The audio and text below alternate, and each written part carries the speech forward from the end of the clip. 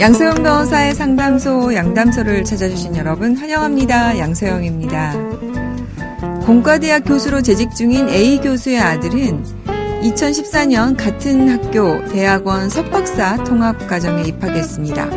하지만 아들은 다른 지역에 살고 있어 수업 출석이 어려웠습니다. 그러자 삐뚤어진 부성이 발휘됐는데요. 아버지인 A 교수는 학적관리 전산 시스템에 아들이 전부 출석한 것처럼 허위로 입력한 후 A+ 성적까지 주게 됩니다. 이 부자 어떤 법적 처벌을 받게 됐을까요? 법무법인 승인 양소영 변호사입니다. 이뿐만 아니라 아버지 A 교수 동료 교수들도 A 교수 아들에게 고학점을 줬는데요. 아버지 A 교수 등 10명의 교수가 7학기 동안 총 21회에 걸쳐 성적을 조작했고 그 과정에서 아들은 출석을 거의 하지 않고도 11번의 A+를 받은 것으로 조사됐습니다. 또 동료 교수들 중 일부는 A 교수의 아들이 논문을 제출할 자격을 갖추지 못했다는 사실을 숨긴 채 합격 판정을 이끌어냄으로써 해당 대학교의 박사학위 수여 업무를 방해한 혐의도 받았습니다. 결국 법원은 아버지인 A 교수에게 징역 8개월의 집행유예 2년, 아들에겐 징역 4개월의 집행유예 1년을 선고했습니다. 또 동료 교수 9명에게는 벌금 300만 원에 1000만 원을 선고했는데요. 재판부는 A 교수 등의 범행으로 석박사 통합과정을 통해 박사학위를 취득한 자들의 노력과 업적 등을 격하했다면서 같은 시기에 학위를 수여받은 자들에게는 상대적으로 불공평한 결과가 야기됐고 C대학교의 학적관리 공정성과 적정성도 훼손됐다며 지적했습니다. 이 사건은 학부모회의에서 검찰에서 기소유예를 하니까 솜방망이 처벌이라고 항의를 해서 결국 항고를 하고 검찰에서 수사 재기 명령을 내려서 겨우겨우 사건화돼가지고 1심 판결이 나온 사건인데요. 역시나 좀 선고형이 너무 좀 경하지 않은가 생각이 듭니다. 얼마 전 숙명여고 사건에서 아버지의 경우에 징역 3년이 확정된 거에 비추어 보면 이 사건은 너무 경한 선고가 되지 않았나 싶네요. 우리 사회가 더 공정한 사회로 나아가기 위해서는 사실 제일 공정해야 되는 것이 학사과정 아니겠습니까? 평가에 대해서 이렇게 공정하지 않으면 어떻게 우리가 믿고 아이들을 학교에 보낼 수가 있겠습니까? 이 부분에 대해서 항소가 되고 보다 더 엄한 제대로 된 판결이 나왔으면 하는 바람이 있습니다. 화나고 답답하고 억울한 당신의 법률 고민 함께 풀어볼게요. 안미현 변호사님 함께 하겠습니다. 변호사님 안녕하세요. 안녕하세요. 안미현 변호사입니다. 우리 안 변호사님 오신다고 하니까 저희가 또 이렇게 사연 잘 준비했습니다. 잘 들어보시고요. 친절한 상담 부탁드릴게요. 네. 남편은 저를 만나기 전 5년간 만나던 연인이 있었습니다. 두 사람은 여자 부모님의 반대로 헤어졌다더군요. 그 후 저와 선을 받고 결혼하게 됐습니다. 하지만 남편은 결혼해서도 계속해서 전 여자친구를 만났습니다. 제가 딸을 출산했을 무렵인 2006년 이후로는 전 여자친구와 여행을 다니면서 뻔뻔하게 바람을 폈습니다. 오랜 기간 마음고생하던 저는 결국 2007년 남편과 협의이혼을 했습니다. 협의이혼 당시 제가 아이들의 친권자 및 양육자가 됐고 저희가 살고 있는 5,500만 원의 전세 보증금은 제가 갖기로 했습니다.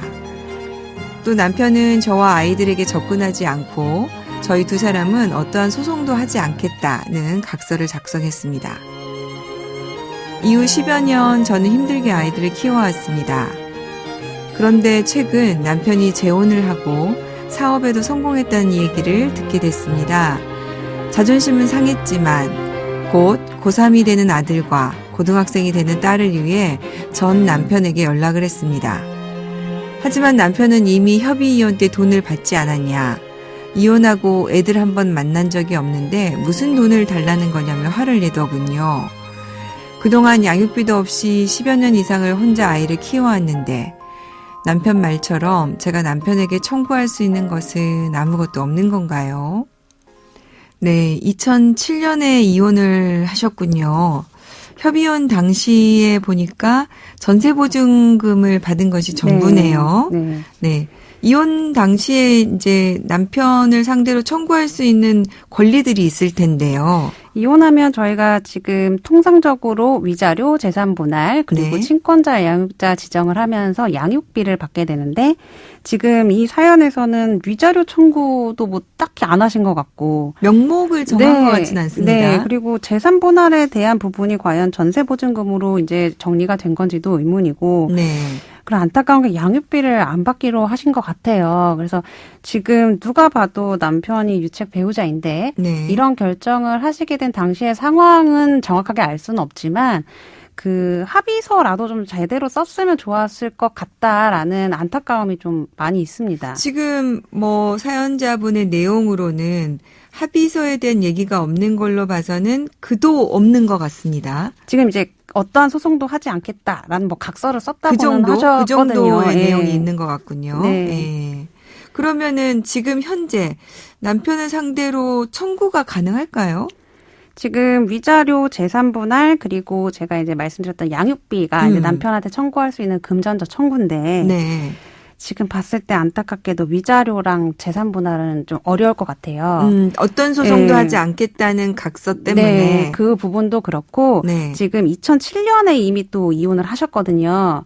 시효도 문제가 예, 되겠군요. 그래서 불법행위 이제 손해배상 청구 같은 경우 위자료의 경우에는 이제 손해나 가해자 안날로부터 3년 그리고 이제 불법행위가 있었던 때로부터 10년 네. 둘 중에 하나라도 지나면 시효가 완성되어 버리기 때문에 지금 위자료는 이미 청구를 하실 수 있는 기간이 어차피 각서가 예, 없어도 안 되겠군요. 도가돼 버렸고 재산 분할은 더 짧습니다. 네. 이혼 한 날로부터 2년 내에 행사하셔야 되거든요. 네, 중요한 부분입니다. 네. 많은 분들이 이거 잘 모르시죠. 그래서 지금 부재소 합의, 그러니까 소송 제기하지 않겠다라는 합의도 걸리고 지금 시효랑 제척 기간도 다 도과하셔서 위자료랑 재산 분할 청구는 안타깝게도 이 사건에서는 어려울 것 같습니다. 네. 그러면 변호사님, 우리 양육비 문제는 어떻습니까?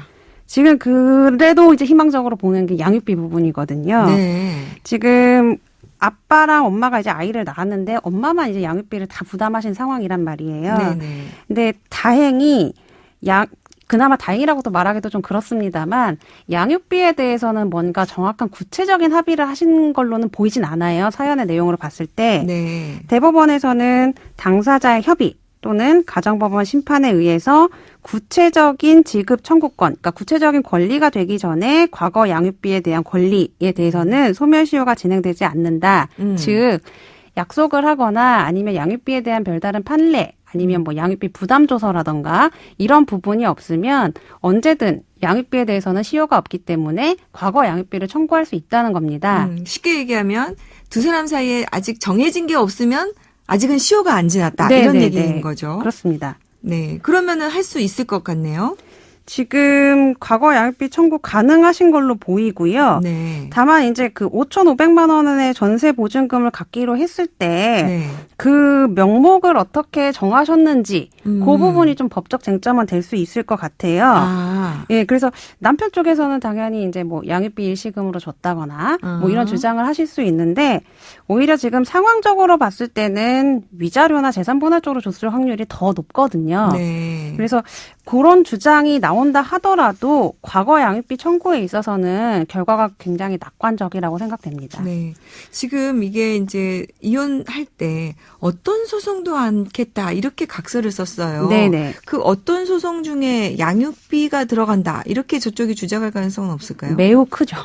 네, 주장은 그렇게 하실 건데 네. 양육비는 자녀의 복리에 중대한 영향을 미치는 예, 요소이기 때문에 양육자가 확정적이고 네. 명시적인 의사가 확인되지 않는 한 그 쉽게 양육비 청구권을 포기했다라고 봐서는 안 됩니다. 지금 서로 소재기 않겠다라는 부재소 합의를 한 사실은 인정이 되지만 그에 앞서서 남편하고 아내 사이에 양육비는 어떻게 하겠다라는 명백한 뭐 합의를 하신 적도 없어요. 네. 그래서 지금 양육비 청구를 포기했다라고 볼 상황은 전혀 아니시거든요. 네. 설령 만약에 이제 양육비 포기를 했다라고 간주한다 하더라도 지금 법원에서는 당사자가 협의해서 자녀의 양육에 관한 사항을 정했다 하더라도 아이의 복리를 위해서 사정 변경이 인정이 된다라고 하면 그 당사자가 합의한 내용도 얼마든지 바꿀 수가 있거든요. 네. 법원의 심리를 통해서 이 부분은 다시 판단을 받을 수 있는 부분이기 때문에 부재소 특약의 문제는 양육비에서는 이 사연에서는 적용되지 않을 것으로 보입니다. 우리 안 변호사님의 논리가 꼭 통하기를 바라면서 네. 자 마지막으로 남편이 지금 면접 교섭을 안 했어요. 자 이게 방해가 되진 않겠습니까? 많은 분들이 양육비 청구를 하게 되면 면접 교섭을 안 해줬다. 나 그래서 양육비 안 준다. 이 말씀 굉장히 많이 하시는데 네. 물론 면접 교섭도 이행돼야 될 부분이긴 합니다만 이 두 청구권은 대가적인 관계가 전혀 아니거든요. 네. 그리고 지금 만약에 남편이 정말 자녀들을 만나고 싶었으면 아내한테 접근하지 않겠다고 했었던 약속은 있지만 애들 만나게 해달라. 네. 내지는 애들한테 연락을 했었어도 되는 거고 본인의 권리니까 네. 본인이 행사를 했었어야죠. 법원에다 면접교섭 청구를 했었어도 음. 가능했던 것인데 남편은 이런 권리를 전혀 행사하지 않으셨거든요. 그래서 남편이 면접교섭 안 했다라는 이유로 양육비를 지급하지 않겠다라는 논리는 법원에서도 통하지 않을 것 같습니다. 네. 오늘 어려운 사연이었는데요. 우리 안 변호사님 잘 상담해 주셔서 감사드립니다. 네, 꼭 양육비를 받으셨으면 좋겠습니다. 그러게요. 자, 안 변호사님 감사드리고요. 양서영 변호사의 상담소 양담소는 내일 또 문을 엽니다. 끝곡 필 콜린즈의 Do You Remember 들려드릴게요. 양서영이었습니다.